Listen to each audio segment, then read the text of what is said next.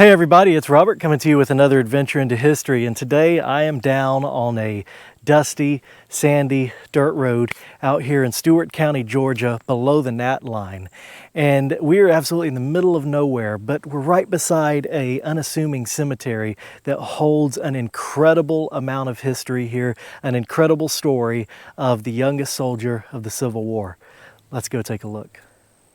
So just off this dusty road in the middle of nowhere, surrounded by what is today timber company property, are these four graves right here that make up the Williams family cemetery. Now, of course, you notice right off, two of these graves have these VA-issued Confederate headstones. And this is the grave that we'll be focusing on today. This is Private Benjamin F. Williams.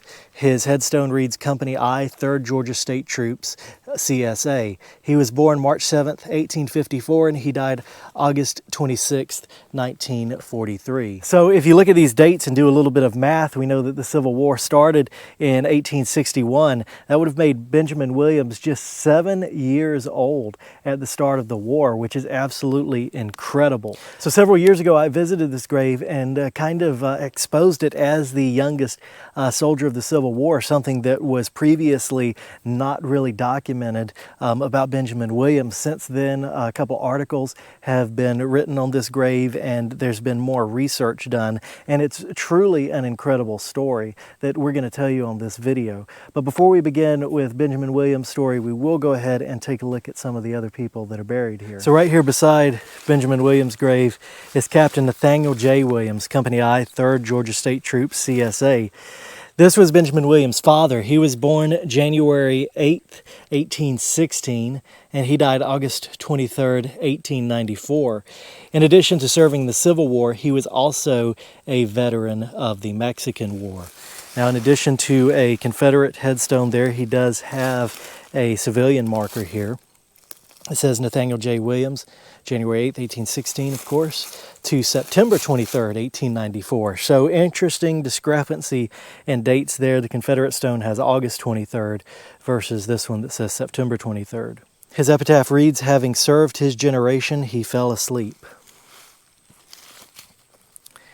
And beside him, this is going to be Benjamin Williams' mother, Louise A. Williams, who was born March 3rd, 1827, and died June the 24th, 1913. She was a fond mother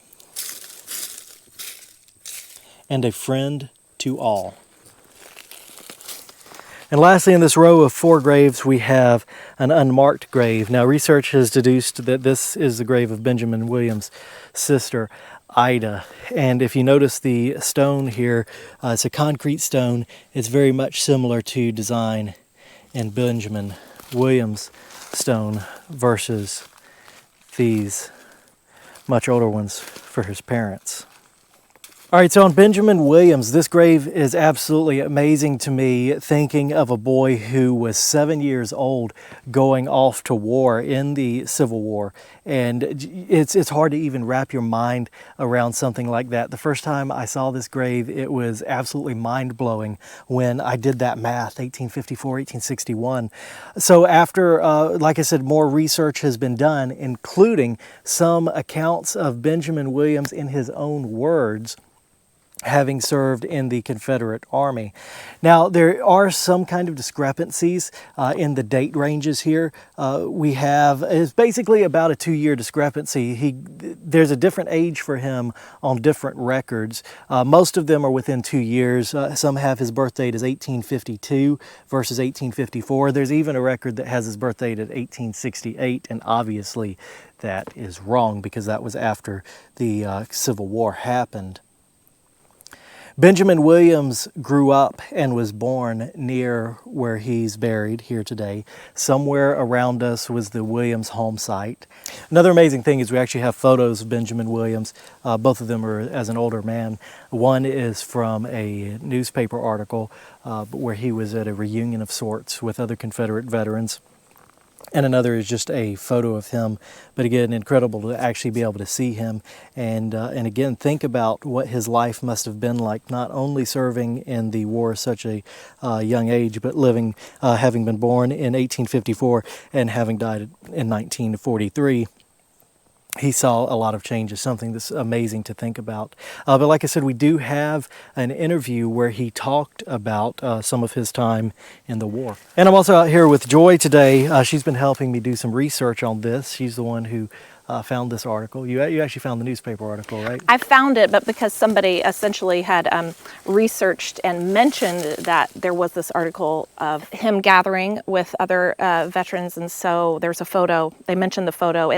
That particular article was from 1941, but the same fellow mentioned an interview that he had found in another book, and that actually happened in 1938. That was by a woman named Martha McLeod, and she interviewed Williams, and so he actually spent a little bit of time kind of talking about entering the war, talking about what he did, and so it's kind of interesting to hear it in his own words. So we're going to read it. This is from a publication called Brother Warriors by Martha McLeod, and this was again in 1938, and here is what Benjamin himself said. At the age of 9, I was engaged in the war. My older brothers and father carried gunpowder and shots. I was too young to enlist as a soldier and carry a gun, but I did duty at the Quartermaster Supply Department throughout the 4 years of the war. My father served as an enrolling officer at the beginning of the war. He got up a company of young boys and drilled them. When the last call for volunteers came, Father went to the war. The company of young boys he had prepared gave their services by hauling supplies to the camp depots. These provisions were gathered around the country from the farmers, who gave a certain portion of their foodstuff to the quartermaster at the camp commissary. I carried lots of supplies to Wheeler's cavalry. One exciting come-off was when I ran a bunch of Yankees about 2 miles by myself. You bet I was leading them. They tried to catch me, but I outrun them. They shot once in a while just to see how fast I could run, but if they meant to hit me, I outrun the bullets. So it's absolutely incredible to hear some of Benjamin Williams' own words about serving in the Confederate Army during the Civil War. Again, at such a young age. And of course, as you heard from Benjamin Williams, as read by Joy, he states that he was 9 years old when he went off to serve in the Confederate Army and served throughout the entire 4 years of the war, whereas his headstone has him being 2 years younger. We kind of talked about some of that earlier. I'm not entirely convinced that even Benjamin Williams knew his exact age because in different interviews and different articles, his age bounces around those 2 years. But 7 or 9 years old is still an incredible age to be driving wagons and serving in an army during the Civil War. When I first discovered this grave, the kind of only thing that backed some of this history up was local folklore that simply stated that at the age of 7 years old, he was a wagon driver in the Confederate Army and had gone off to serve with his father. But just absolutely amazing to be able to confirm that with research.